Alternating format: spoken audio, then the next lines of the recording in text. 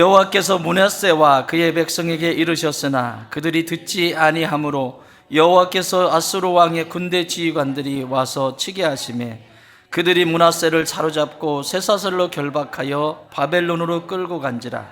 그가 환난을 당하여 그의 하나님 여호와께 간구하고 그의 조상들의 하나님 앞에 크게 겸손하여 기도하였으므로 하나님이 그의 기도를 받으시며 그의 간구를 들으시사 그가 예루살렘에 돌아와서 다시 왕위에 앉게 하시매 므낫세가 그제서야 여호와께서 하나님이신 줄을 알았더라. 아멘. 오늘은 참 귀한 날입니다. 본인에게는 이제는 뭐 뒤로 갈 수 없는 네, 뒤로 돌아갈 수 없는 것이지만 우리에게는 큰 기쁨입니다. 예수님이 이 땅에 오신 것이 큰 기쁨이듯이 우리 안에 주의 종들이 많이 나타난다는 것은 너무나 큰 기쁨입니다. 지난 월요일에 안수를 받으셨어요. 그래서 지금 일주일이 채 되시지 않으셨는데 우리 김현 목사님이 되셨습니다. 그래서 오늘은 이 강단이 일부부터 우리 김 목사님께서, 김현 목사님께서 말씀을 대언해 주셨습니다. 2부도 대언해 주실 텐데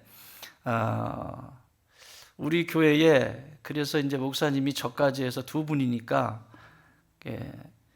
의사가 되는데 10년 걸리거든요. 전문의가 되는데 목사도 건강한 교단에서 10년 걸립니다.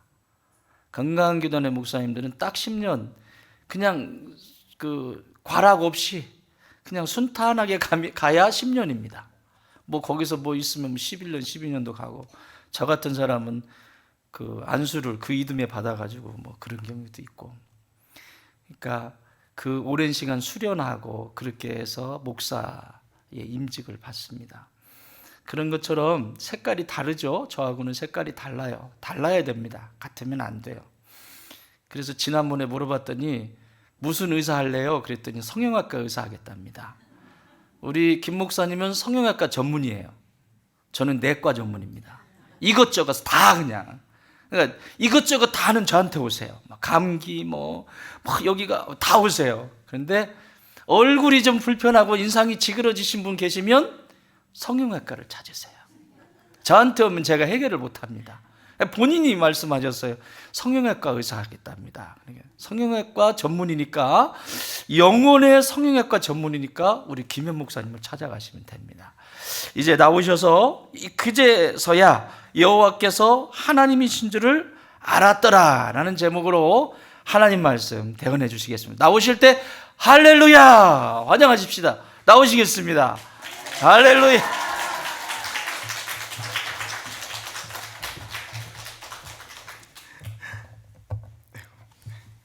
할렐루야. 1부보다 더 화려하게 소개를 해주셨어요. 네. 저도 이 과정을 겪고 가겠습니다. 우리 저에게 축복을 한번 해주시죠. 제가 먼저 축복해드리겠습니다. 하나님의 사랑과 은혜가 그리고 평강이 우리 성도님들과 함께 하시기를. 아멘. 아멘. 할렐루야. 네. 이 말을 다 아실 거예요. 목사가 성도를 만들고 성도가 목사를 만든다. 여러분이 저를 빚어갖고 계신 셈입니다. 하나님과 협작을 하셔서 저를 성형외과 답게 빚어갖고 계신 줄 압니다. 그래서 광고를 안 해주셨더라고요. 감사해서 감사떡을 이제 준비했는데 광고를 안 해주셨습니다. 그래서 오늘 드시는 떡은 저희 가정에서 준비한 것입니다. 네. 혹시 옆에 저 1부 때는 못했거든요. 이제 부부가 많이 안 앉아 계셔가지고 혹시 이렇게 옆을 한번 보시면요. 옆에 보시면 이제 가족분이 계실 수도 있고요. 부부가 계실 수도 있고 오랫동안 봐왔던 분들이 계실 수 있는데요. 한번 옆에 한번 보실까요? 잘 아시는 분들인가요? 잘 아시나요?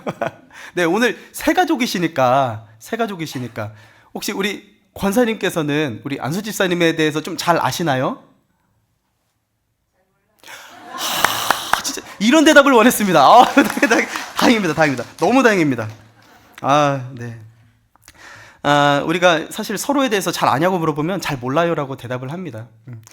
나는 이 사람에 대해서 뼛속까지 알아. 난 뱃속까지 갔다 왔어. 라고 하는 분들이 대부분 몰라요.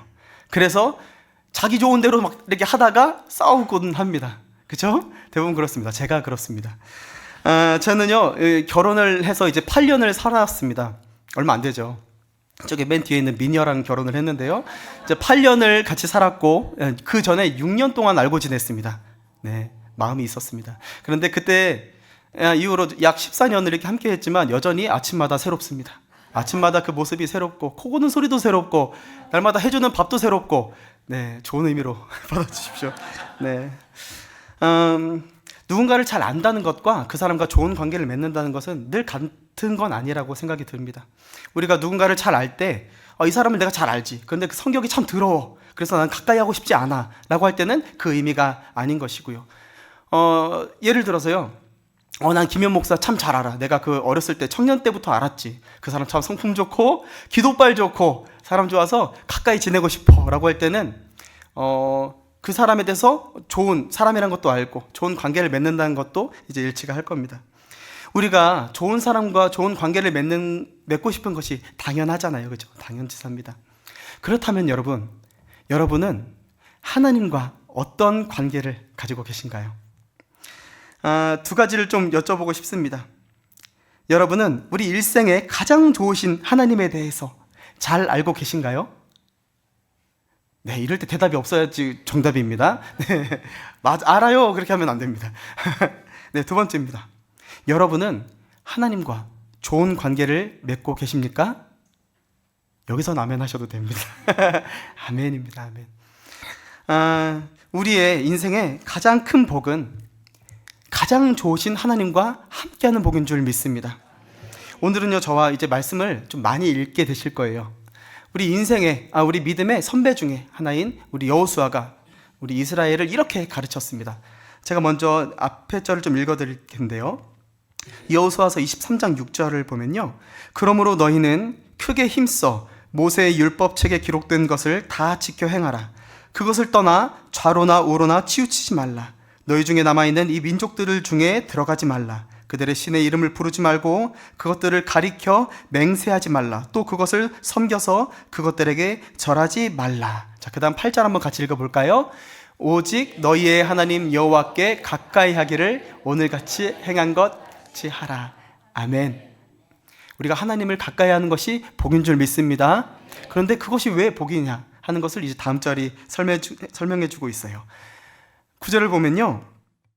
이 이유는 여호와께서 강대한 나라들을 너희 앞에서 쫓아내셨으므로 오늘까지 너희에게 맞선 자가 하나도 없었느니라.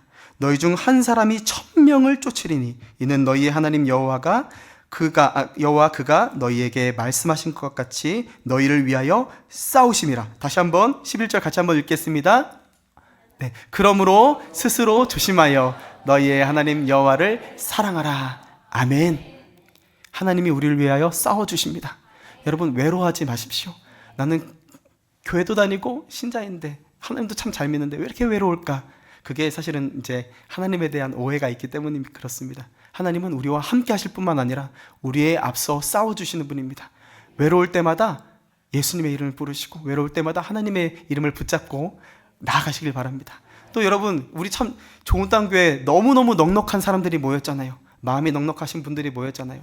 여러분, 외로울 때 손 붙잡아 드릴 분들이 여기 옆에 다 있습니다. 그렇게 한번 인사하셨으면 좋겠어요. 내 손 잡아주이소.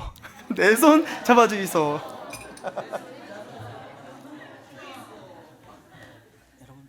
정말 그렇습니다. 여기서 손 잡아주시는 분들이 한둘이 아닙니다. 너무너무 귀한 분들이 다 여기 모여 있습니다.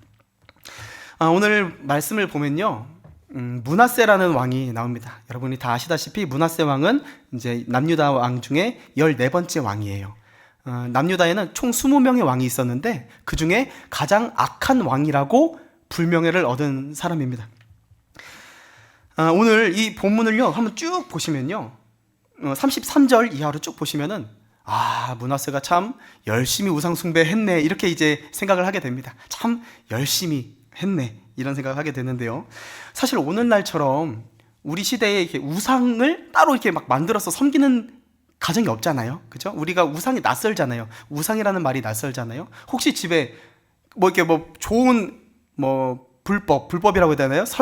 이제 스님들이 하시는 말씀들 이렇게 벽에 걸어놓으신 분 계신가요? 그런 분 아마 안 계실 겁니다. 그죠? 아니면 뭐 이렇게 남녀 호랑교 이게 해가지고 이렇게 막 이렇게 호랑이가 뭐 있는 그런 거, 호랑교가 아니 그런 호랑이는 아니겠지만요. 그런 거 집에 두신 분 없잖아요. 그래서 우상이라고 하면 참 낯선 느낌이 있습니다. 그런데요, 뉴스를 보면 이런 소식들이 많이 들립니다. 부모를, 자녀를, 남편을, 아내를 보험금 때문에 무참하게 또 인정사정 없이 이렇게 몹쓸 짓을 한 것들을, 그런 뉴스를 보게 됩니다. 우리가 그런 것들을 보면서 참 안타까워하지만 낯설어 하진 않잖아요. 그런 일들이 많기 때문에 그렇잖아요. 우리 시대에 가장 큰 우상을 돈이라고 합니다.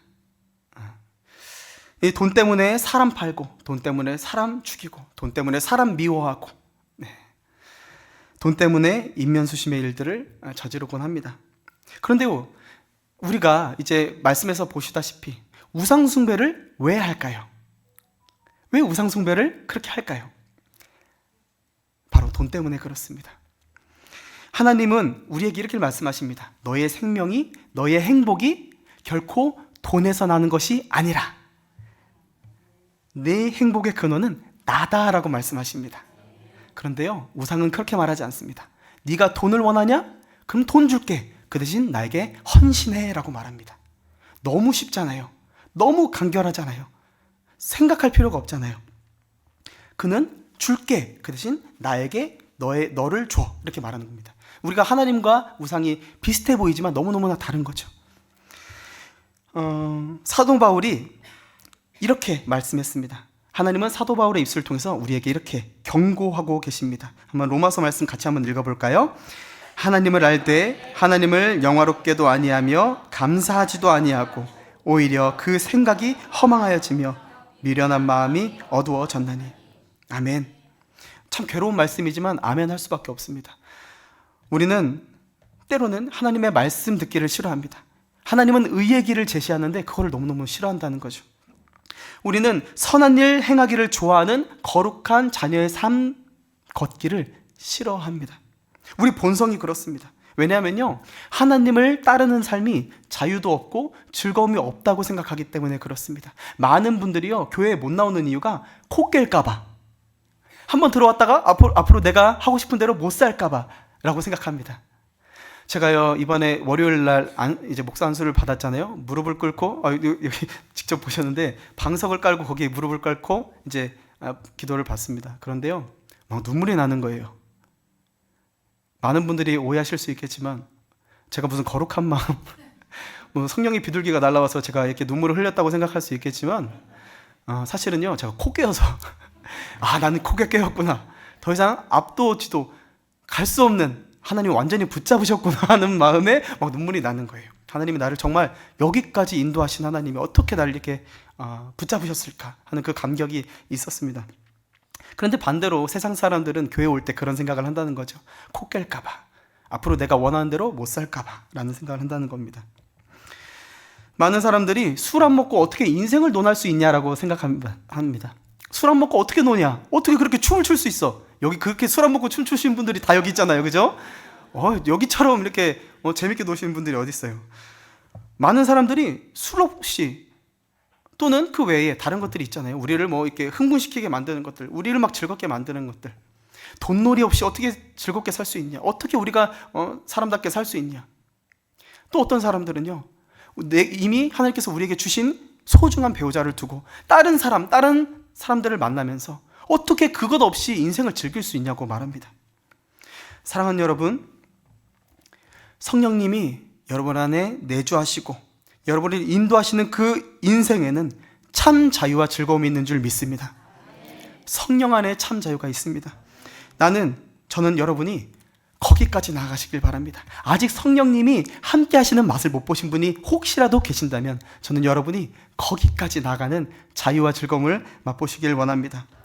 왜 자꾸 시험 들고 넘어지고 할까요? 왜 자꾸 똑같은 죄를 반복해서 지을까요? 그건요, 아직 그것보다 큰 즐거움을 맛보지 못했기 때문에 그렇습니다. 여러분이 하나님과 동행하는 삶, 우리가 많은 말로 그렇게 많이 이야기에서 익숙하지만 정말로 예수님과 함께하는 손붙잡고 살아가는 한 걸음 한 걸음을 맛보고 나시면은 다시 돌아갈 수가 없습니다.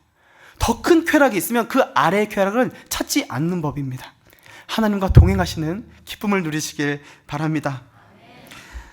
다시 돌아와서 이 므낫세를 보면요, 므낫세는 그냥 조금 열심히 우상 섬긴 게 아니에요. 마치 오늘날 돈 때문에 진짜 무슨 일이라도 할 수 있는 현대인처럼 정말 제대로 우상을 섬긴 겁니다.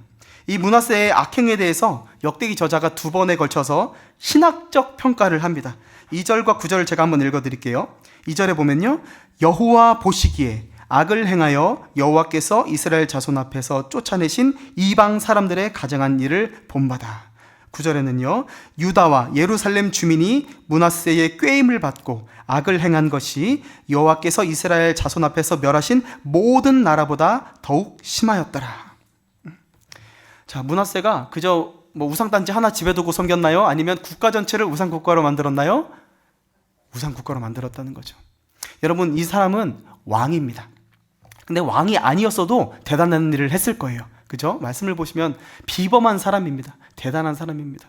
그런데 이 사람이 왕이었다는 거죠. 여러분, 왕이 잘못되면 백성들도 볼 것 없습니다. 리더가 악해지면 따르는 함께하는 모든 사람들이 악해질 수밖에 없습니다. 그래서 우리가 리더들을 위해서 기도해야 되는 것입니다. 그래서 우리가 위정자들을 위해서 기도해야 되는 것입니다. 여러분, 하나님의 나라에서는요, 그냥 그리스도인이 없습니다.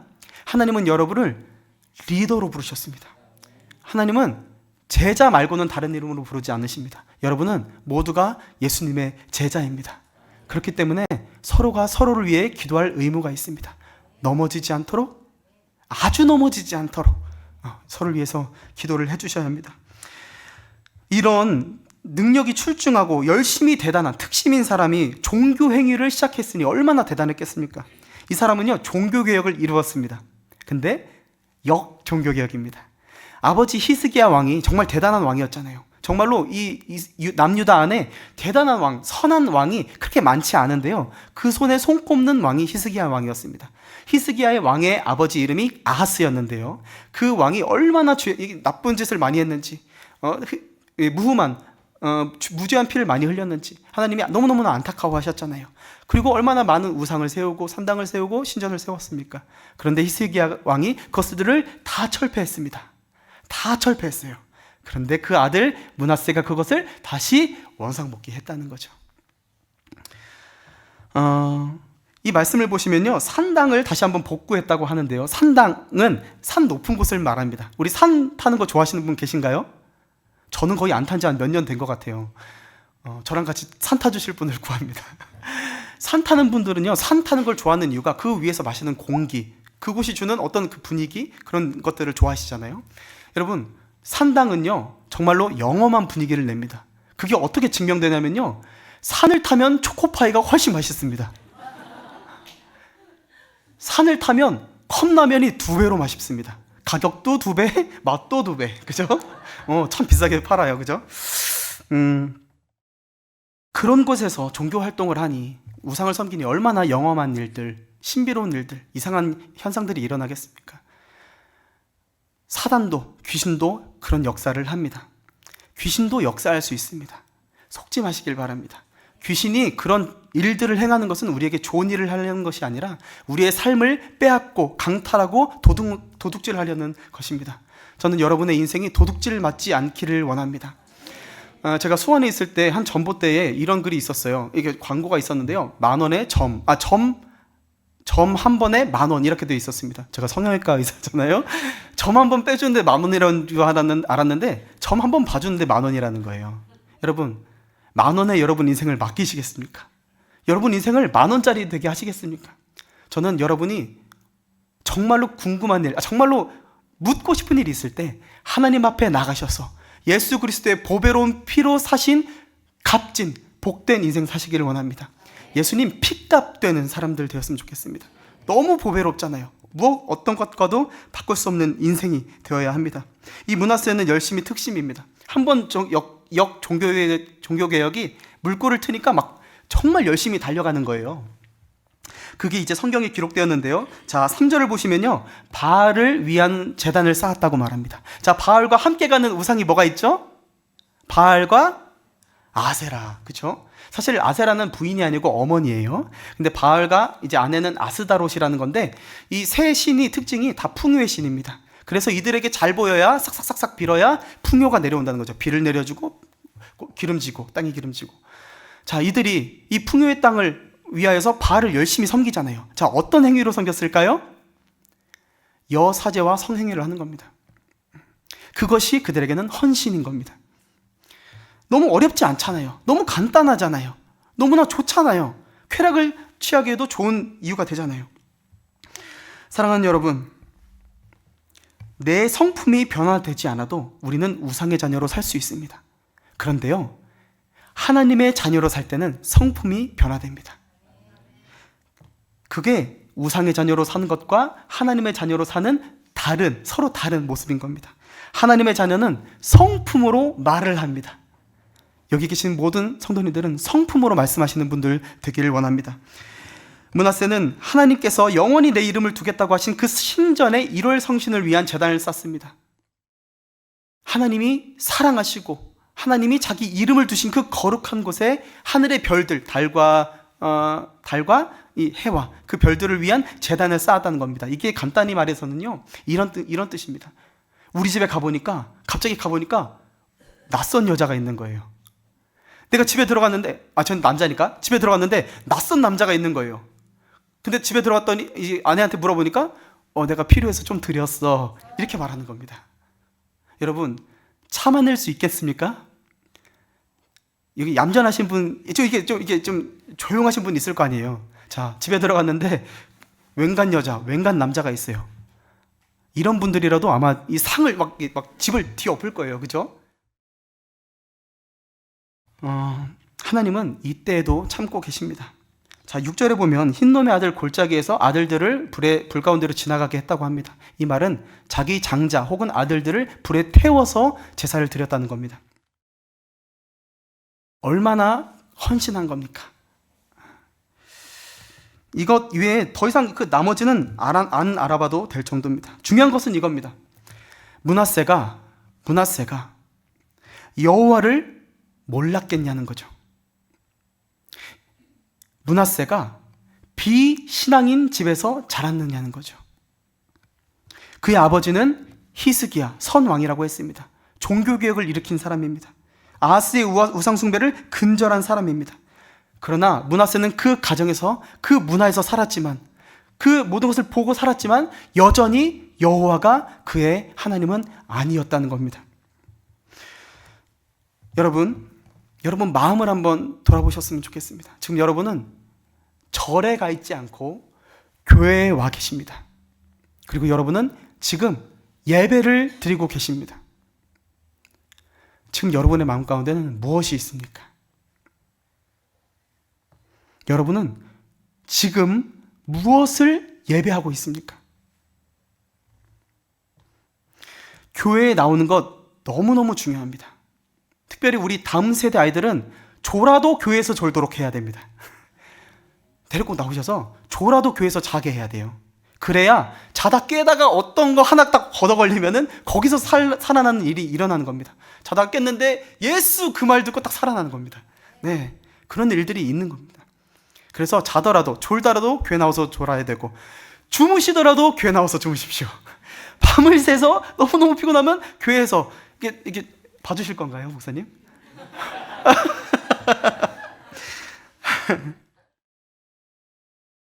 여러분, 우리에게 그 한 구절 한 말씀이 우리에게 생명을 줄 수 있습니다. 그러나 여러분, 이것 이외에 이것 하나만은 알고 가셔야 합니다. 여호와가 나의 하나님입니다. 오늘 우리 마지막 불렀던 나의 하나님이란 찬양 있잖아요. 그 찬양을 들으면 막 감격이 됩니다. 나의 하나님, 완전한 사랑을 찬양하는 여러분 안에는 나의 하나님에 대한 열망이 있습니까? 하나님을 생각하면, 하나님이 나에게 주신 그 말씀을 생각하면 베개를 적시는 일들이 있습니까? 많은 교회에 있는 사람들이요, 교회 문화가 익숙할지는 모릅니다. 교회에서 나고 자랐기 때문에, 모태신앙이기 때문에 교회 문화가 익숙하고 교회에서 일하는 게 낯설지 않고 할만하고 괜찮은데, 여전히 여호와 하나님, 성부, 성자, 성령 삼위일체 하나님이 나의 하나님이라고 고백되어지지 않는다면 여러분 이 말씀을 꼭 기억하시길 바랍니다. 이 말씀 같이 한번 읽도록 하겠습니다. 므낫세가 그제서야 여호와께서 하나님이신 줄 알았더라. 아멘. 정말 나름대로 신앙 오래 했는데 하나님 없이 사는 것이 괜찮다면, 하나님이 기억나지 않아도 괜찮다면 여러분 이 말씀을 기억하셔야 합니다. 므낫세가 그제서야 여호와께서 하나님이신 줄 알았더라. 누군가 이런 말을 했습니다. 더 좋은 건 최선이 아니다. 가장 좋은 것을 맛봐야 한다. 여러분 인생의 최고의 날을 맛보시길 바랍니다. 하나님을 경험하시길 바랍니다. 하나님을 만나시길 바랍니다. 그것이 최고의 경험이 될 겁니다. 여러분 하나님을 만나시는 그날이 인생 최고의 날입니다. 시편 73편을 보면 시편 기자가 이렇게 말을 했습니다. 이렇게 노래했습니다. 하나님께 가까이함이 내게 복이라. 내가 주 여호와를 나의 피난처로 삼아 주의 모든 행적을 전파하리이다. 아멘. 주님을 가까이함이 우리에게 있어 가장 큰 복입니다. 그렇다면 우리 하나님을 가까이하는 복된 인생이 되기 위해서 어떻게 해야 할까요? 첫 번째는요, 하나님을 알아야 합니다. 하나님을 알아야 합니다. 어제 저희 셋째 이모부께서 목사님이십니다. 그래서 저한테 이런 문자를 보내주시더라고요. 현아, 너는 아는 만큼 믿게 되고 믿는 만큼 선포하게 되고 선포한 만큼 살게 돼 라고 말하시더라고요. 아는 만큼 믿게 되고 믿는 만큼 선포하게 되고 선포한 만큼 살게 돼 라고 말씀하셨어요. 저는요 아직도 하나님을 잘 모릅니다. 그래서 제 기도 제목 중에 하나는 예수님 좀 더 알게 해주세요, 하나님을 더 알게 해주세요 하는 것이 여전히 제가 하는 기도 제목입니다. 여러분 하나님은요 우리에게 예수님을 알게 해달라고 구하는 우리에게 이렇게 응답하십니다. 우리의 삶의 어느 한 지점에 이르렀을 때 하나님, 하나님이 하셨군요, 하나님이셨군요, 이 고백을 하게 합니다. 그런 감격적인 순간들이 있습니다. 우리 주변을 보시면요, 저는 거의 우리 좋은 땅의 모든 분들이 그런 것 같은데요, 매력을 끊임없이 발산하는 분들이 있습니다. 막 양파 같은, 이런 사람들을 보고 양파 같다고 하잖아요. 까도 막 계속 나오는. 저는요 저와 여러분이 그런 사람이 되었으면 좋겠습니다. 어디 가도 맛을 돋구는, 양파는 막 어디 들어가도 맛있잖아요. 막 이렇게 어디다 볶아도 막 달달한 맛을 내잖아요. 저는 저와 여러분이 양파 같은 사람들이 되었으면 좋겠습니다. 하나님을 닮은 좋은 성품이 파도 솟아서 쏟아도 계속해서 샘솟는 그런 아름다운 사람들이 되었으면 좋겠습니다. 사람이 그러할진데 하나님에 대해서 우리가 어떻게 다 알까요? 양파를 창조하신 하나님, 양파 같은 사람을 창조하신 하나님에 대해서 우리가 어떻게 다 알 수 있다고 말할 수 있을까요? 아는 것은 고사하고 그 하나님에 대해서 오해하는 일이 비일비재합니다. 하나님을 오해하는 예가 신약에 있습니다. 바로 누가복음 19장에 있습니다. 한 주인이 10명의 종에게 한 문화씩 맡기고 길을 떠납니다. 왕위를 받으려고 갑니다. 12절에 보면 이르시되 어떤 귀인이 왕위를 받아가지고 오려고 먼 나라로 갈 때에 그 종 열을 불러 은화 10문화를 주며 이르되 내가 올 때까지 장사라 하니라. 이 뒷이야기를 아실 겁니다. 어떤 종은요 한 문화 가지고 몇 문화를 남기죠? 한 문화를 가지고 몇 문화를 남기죠? 10문화를 남깁니다. 또 한 종은 한 문화를 가지고 5문화를 남깁니다. 그 이야기가 끝나고 마지막 종이 이렇게 얘기합니다. 또 한 사람이 와서 이르되 주인이여 보소서, 당신의 한 문화가 여기 있나이다. 내가 수건으로 쌓아두었나이다. 이는 당신이 엄한 사람인 것을 내가 무서워함이라. 당신은 두지 않은 것을 취하고 심지 않는 것을 거두나이다. 주인이 이르되 악한 종아, 내가 네 말로 너를 심판하노니 너는 네가 두지 않은 것을 취하고 심지 않은 것을 거두는 엄한 사람인 줄 알았느냐. 하나님이 엄한 사람인 줄 알고 여전히 수건에 감싸두었다는 것은 아무런 주인을 알려고 하는 아무런 노력도, 일반적인 노력도 하지 않았다는 겁니다. 사업을 하는 사람이 자기 상품을 몰라서 해야 되겠습니까? 성품, 이게 우리가 무슨 어떤 마트에 가면은 이렇게 물어보면 막 척척척 대답하잖아요. 자, 근데 갔는데 이 에어컨 어때요? 물어보면 한마디도 못하는 사원이 있다면, 여러분이 사장님이라면 그 사원 어떻게 하시겠습니까? 잘라요? 안 봐주실 거예요? 잘라요. 네. 그런 물건을 사는 소비자도 불쌍하잖아요. 하물며 구원을 주시고 우리 생사화복을 주관하시는 하나님을 조금이라도 안다면 우리의 인생이 얼마나 달라질까요? 우리가 하나님을 알게 되면 우리의 인생은 변할 수밖에 없습니다. 영생을 얻기 때문에 그렇습니다. 요한복음 17장 3절 말씀을 같이 한번 읽도록 하겠습니다. 영생은 곧 유일하신 참 하나님과 그가 보내신 자 예수 그리스도를 아는 것입니다. 아멘. 영생이 우리 안에 들어오면 마음과 생각이 변화됩니다. 우리가 예수님을 알기 전에는 일생을 살아갑니다. 그러나 우리 목사님 말씀처럼 예수님의 생명 우리 안에 들어오면 우리는 영생을 살게 되어 있습니다. 하나님의 마음, 하나님의 생각, 하나님이 우리 가운데 행하실 그 뜻들을 우리 안에 담고 살아가는 사람은 마음과 생각이 달라질 수밖에 없습니다. 많은 경우에 하나님의 아버지 되심을요, 우리 육신의 아버지로 빗대어서 알게 되는 경우가 많습니다. 우리 육신의 아버지가 군인이시면은 아버지는 참 엄하다라고 생각합니다. 우리 아버지는 6시 이후에 들어오면 나를 빠따지래. 우리 아버지는 너무너무 엄해. 이렇게 생각하게 되잖아요. 우리 아버지를 너무너무 엄해. 특별히 나한테는 너무 별로야.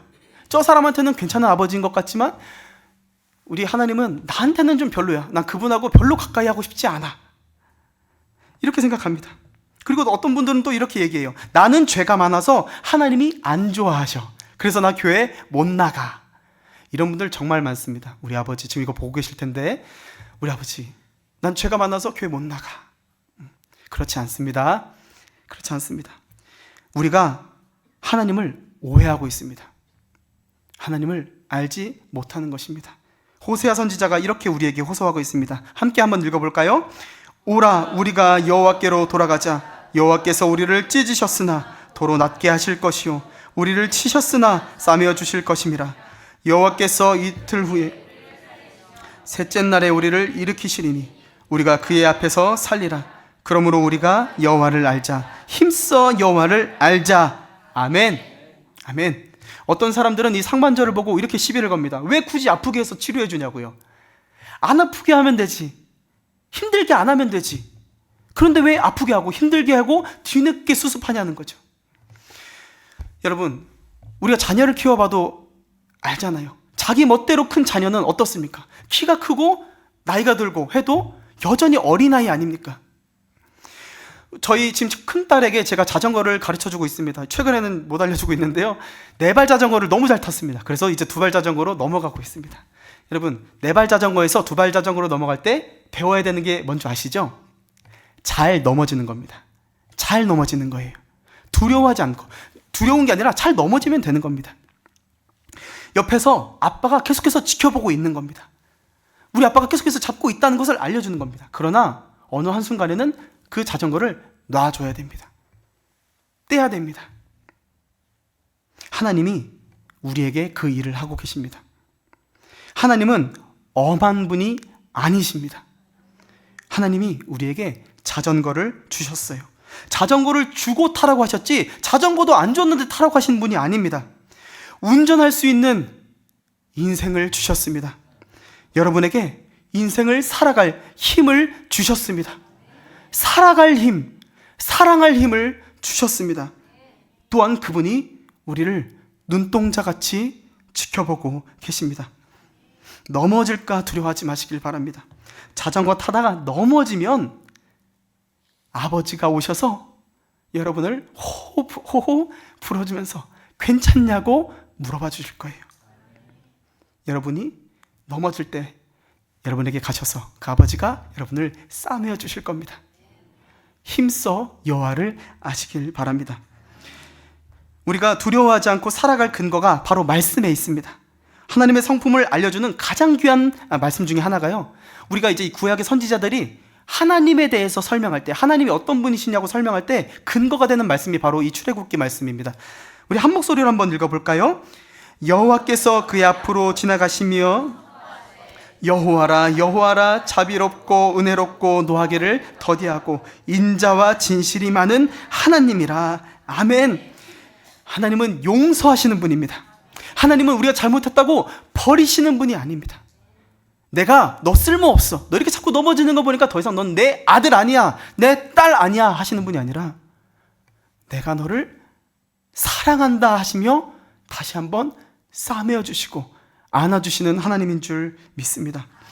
나는 하나님께 영광이 못 되는 사람이야 라고 하는 사람이 있다면 이 말씀에 또한 기울이시길 바랍니다. 만약에요, 사람들 앞에 나아가서 트로피를 올려드리면서 영광을 올려드리는 사람만이 하나님께 영광이 된다면 우리 인생이 얼마나 불쌍합니까? 나도 연예인 하고 싶었는데, 저도 청소년 시기에 연예인이 하고 싶었습니다. 그러나 그렇게 쓰임을 받지 못했는데, 네, 스타들만 하나님께 영광을 받을 수 있겠습니까?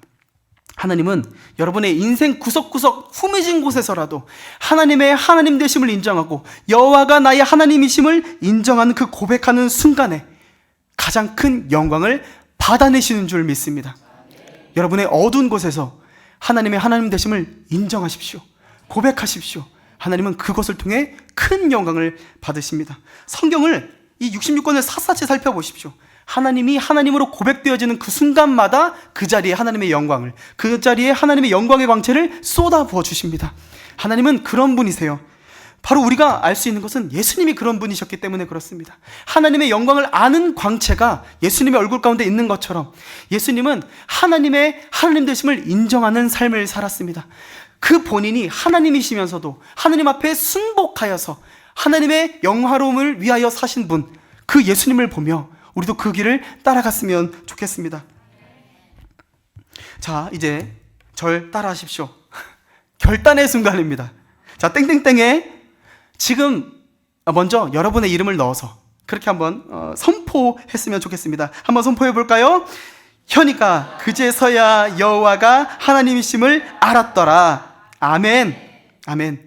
나중에 여러분 이 땡땡땡에 여러분 자녀들의 이름을 넣어서 선포하시길 바랍니다. 믿는 만큼 선포하고 선포하는 대로 살아갑니다. 저희 할머니가 저를 위해서 그렇게 기도하셨습니다. 제가 기억나는 한 가지는 현이가 예수 잘 믿게 해주세요. 하나님의 그 기도를 쓰셨습니다. 저도 저희 자녀들 위해서 이렇게 기도합니다. 우리 다니원이가 예수 잘 믿게 해주세요. 충분합니다. 예수 안에 있는 사람은 하나님이 쓰십니다. 우리가 걱정하지 않아도 돼요. 하나님이 쓰십니다. 자, 두 번째입니다. 하나님을 가까이 하는 복된 인생 되기 위한 두 번째는 환난 가운데 하나님의 얼굴을 구해야 하는 것입니다. 10절, 11절 말씀을 보면요, 여호와께서 므낫세와 그의 백성에게 이르셨으나 그들이 듣지 아니하므로 여호와께서 아수르 왕의 군대 지휘관들이 와서 치게 하심에 그들이 므낫세를 사로잡고 쇠사슬로 결박하여 바벨론으로 끌고 간지라.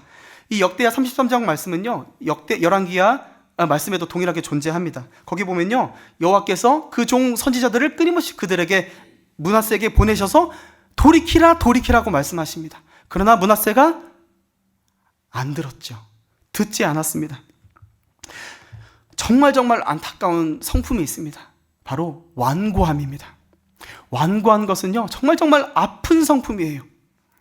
목이 뻣뻣한 목이라는 것이 있잖아요. 말씀 가운데 뻣뻣한 목은 숙일 줄을 모릅니다. 벼가 익으면 곡식이 쑥인다고 하잖아요. 바로 이 완고하다는 것은요, 아직 안 익었다는 뜻입니다. 완고한 것은 부러졌을 때야 비로소 정신이 듭니다. 아수르는 하나님이 몽둥이라고 하셨습니다. 바로 이 완고한 므낫세와 그의 나라 유다 백성들을 위하여 하나님은 이 아수르를 몽둥이로 쓰셨습니다. 지금 이스라엘과 팔레스타인이 전쟁을 하잖아요. 우리 포로들이 많이 잡혔잖아요. 뭐 태국인들도 많이 잡히고 정말 많은 지금 포로들이 잡혀 있는데, 여러분 거기서 인권이 보이시나요? 거기에는 인권이 없습니다. 원래는 포로에게도 인권이 있어야 되잖아요. 그런 것들을 대우를 해줘야 되잖아요. 그런데 지금은 전쟁 상황에 보면은 그런 것들이 보이지 않는 것 같아요. 하물며 그 옛날에 그 고대에 포로들에 대해서 권리가 어디 있고 인권이 어디 있습니까? 이들에 대해서 말씀해 보면요, 갈고리로, 그러니까 쇠사슬에 그를 묶어서 갔다고 했잖아요. 이 뜻이 뭐냐면 아수르가 난폭하고 좀 포악했잖아요. 잔인했다고 하잖아요. 갈고리를요, 이 턱과 혀에다가 꽂습니다. 뚫습니다. 그래서 그 보폭을 맞추는 겁니다. 이 포로들을 잔뜩 이렇게 해서 보폭을 맞춰서 걷게 합니다. 만약에 힘들어서 한 사람이 보폭을 늦추면 어떻게 될까요? 네, 말하지 않겠습니다. 왕에게도 적용할 수 있습니다. 왕이 그 앞에 갔는데 자존심 때문에 그 상대방 왕 앞에 꿇지 않아요. 어떻게 될까요? 하는 겁니다. 잡아 뜯는 거예요. 여러분, 사실 우리가 이렇게 아픈 환난을 당하기 전에 깨달으면 좋은데, 돌아가면 좋은데, 안타까운 것은 우리가 그러지 못한다는 거죠. 아파야 청춘이라고 하는데 여러분, 아플 때 깨닫고 돌아가시길 바랍니다. 하나님이 조금 아프게 하실 때 얼른 하나님께 가서 하나님이 싸매어 주심을 경험했으면 좋겠습니다. 더 아프지 말고 우리 하나님께로 돌아가길 바랍니다. 12절 보시면요, 그가 환난을 당하여 그의 하나님 여호와께 간구하고라고 말하고 있습니다. 이 간구하고를 문자적으로 보면 하나님의 얼굴을 구하다라는 뜻입니다. 하나님의 얼굴을 찾다라는 뜻이에요.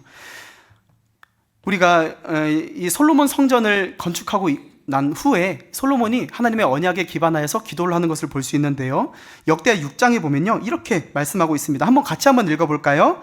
24절, 만일 주의 백성이 이스라엘이 주께 범죄하여 적국 앞에 패하게 되므로 주의 이름을 인정하고 주께로 돌아와서 이 성전에서 주께 빌며 간구하거든 주는 여호와께서 들으시고 주의 백성 이스라엘의 죄를 사하시고 그들과 그들의 조상들에게 주신 땅으로 돌아오게 하옵소서. 아멘. 오늘날 이 기도가 동일하게 응답될까요? 아멘. 하나님은 더욱 응답하십니다. 하나님은 우리 가운데 이 기도를 주 앞에 아뢰는 자들을 반드시 돌아오게 하십니다. 자녀들을 위해서 기도하시고, 또 때로는 내가 하나님의 말씀 가운데 마음이 동하지 않을 때 다시 한번 하나님께 긍휼을 구하며 이 기도를 했으면 좋겠습니다. 혹시 환난 가운데 계신 분 계십니까? 어렵습니까? 마음이 불안하십니까? 두렵습니까? 괴로운 일들이 연속해서 일어나시나요? 하나님의 얼굴을 구하십시오. 말씀을 기억하시며 하나님의 얼굴을 구하시기를 원합니다. 우리가 화해할 때 요즘 애들은 카톡 아니면 전화 포비아라고 하더라고요. 전화 받는 걸 두려워한대요. 그래서 모든 것들을 다 카톡으로 합니다. 여러분, 그런데요, 화해를 하려고 할 때 카톡으로 하면 그것이 진정성이 있나요? 제가 만약에 여기 누구한테 해야 될까요? 제가 목사님께 큰 범죄를 했다고 치고, 목사님 제가 참 잘못했습니다 하고 카톡을 보냈어요. 그러면 목사님이 어떻게 반응하실까요? 그 다음 주부터 저를 못 보겠죠. 네. 여러분, 밥을 사라는 의미가 그렇습니다. 얼굴 보고 먹는 밥 한 그릇에 마음이 녹습니다.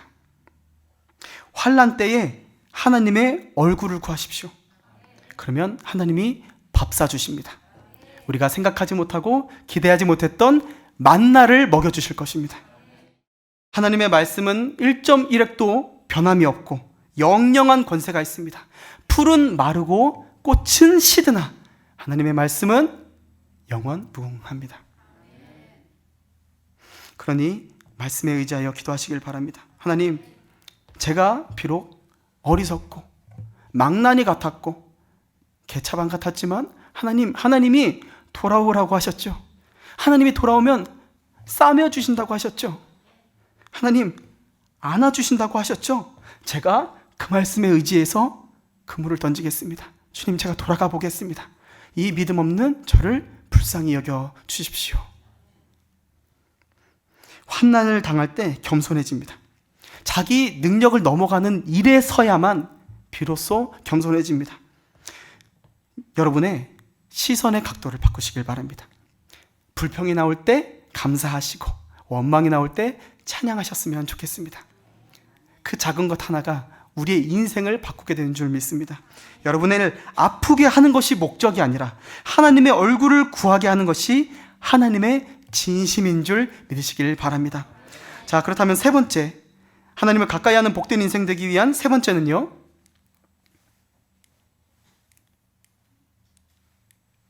네, 혹시 이게 안 넘어가네요.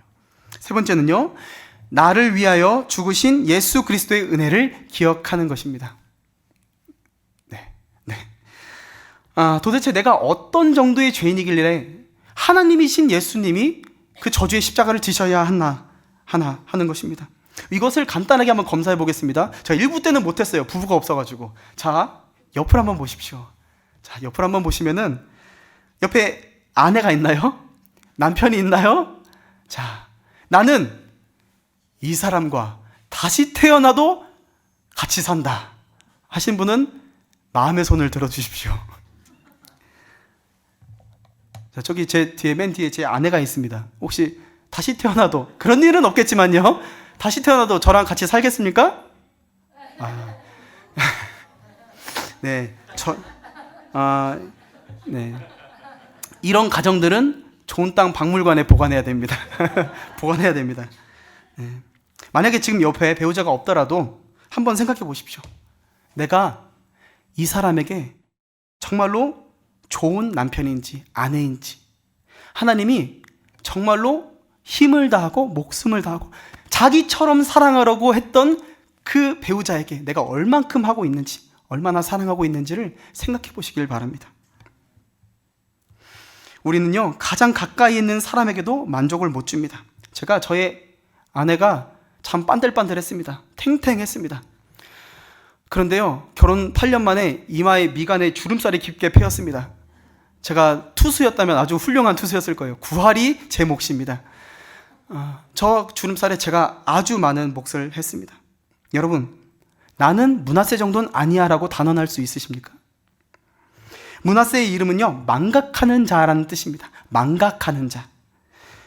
우리도요, 수시로 하나님을 잊고 삽니다. 하나님을 망각합니다. 나를 사랑하시고 나를 위하여 자기 자신을 버리신 예수님을 완전히 잊고 살아도 괜찮다고 생각합니다.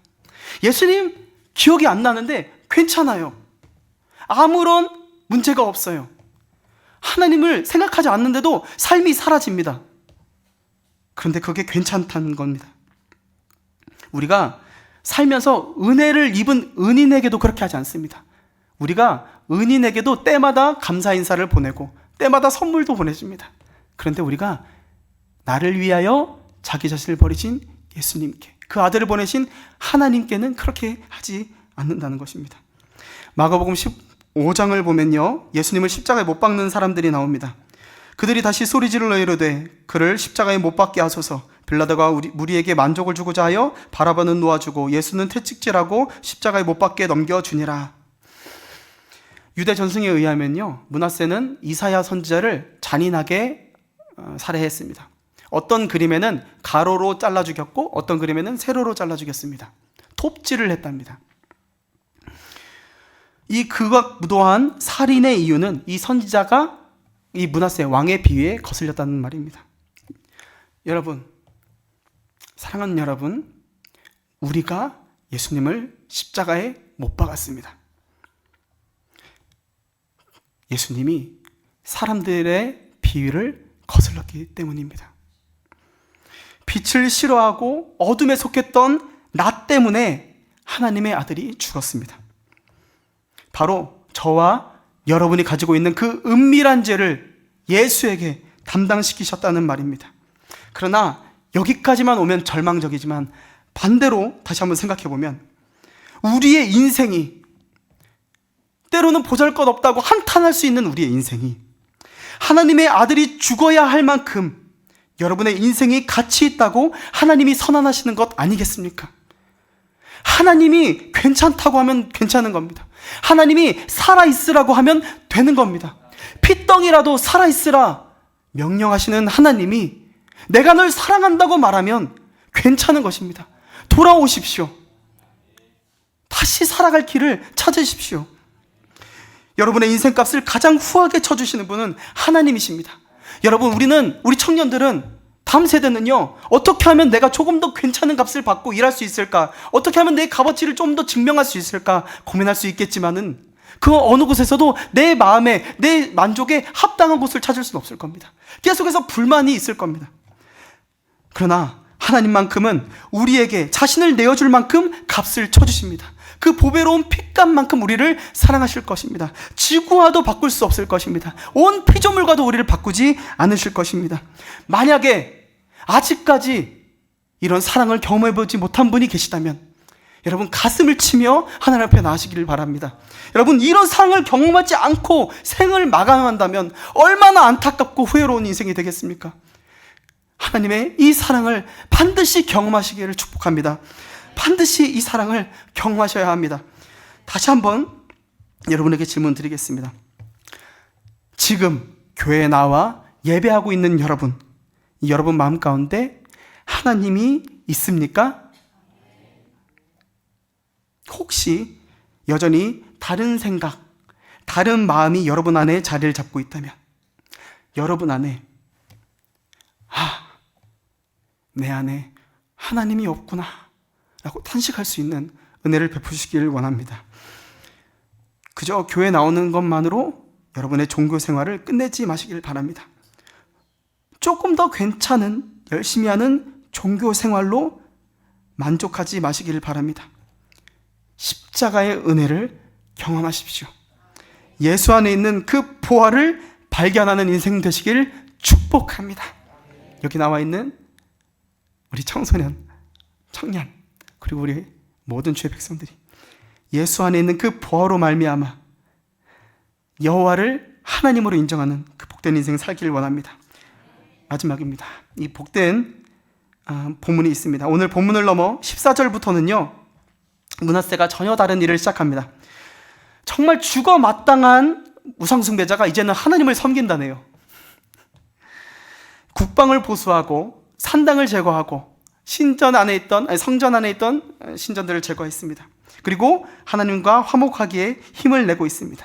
그런데요, 이 말씀 끝까지 보면요, 다시는 이 므낫세가 우상 숭배하는 자로 돌아갔다라는 말이 없습니다. 다시 이 므낫세가 우상 숭배하지 않았대요. 죽을 때까지. 근데 저는 여기에 그럴 만한 이유가 있다고 생각합니다. 왜냐하면 하나님을 만나고 나면 하나님보다 더 좋은 분이 없다는 것을 알게 되기 때문입니다. 예수보다 좋은 친구 없네. 나의 소원을 아시며 날마다 내 영혼을 새롭게 하시고 살아갈 기쁨을 주시는 분은 오직 한 분, 하나님밖에 없음을 고백하는 복된 성도님들 되시길 축원합니다. 우리 옆에 자녀들 있으시죠? 여기다가 제 자녀 이름을 넣으시고, 여기 나오지 않는 자녀가 있다면 그 자녀 이름을 넣으셔서 한번 선포하고 마치도록 하겠습니다. 한번 선포해 볼까요? 시작! 다니 원이가 그제서야 여호와가 하나님이심을 알았더라. 아멘! 아멘! 기도하겠습니다. 사랑의 하나님, 감사합니다. 우리가 예수님을 알게 하신 것, 하나님의 그 크신 사랑을 알게 하신 것이 우리 인생의 가장 큰 복인 줄 믿습니다. 그제서야 여호와가 하나님인 줄 알았더라 하였던 우리의 이 선포가 반드시 응답되어서 우리 자녀들, 그리고 마음이 여물지 못한, 성축지 못한 내 마음 가운데 역사하여 주시옵소서.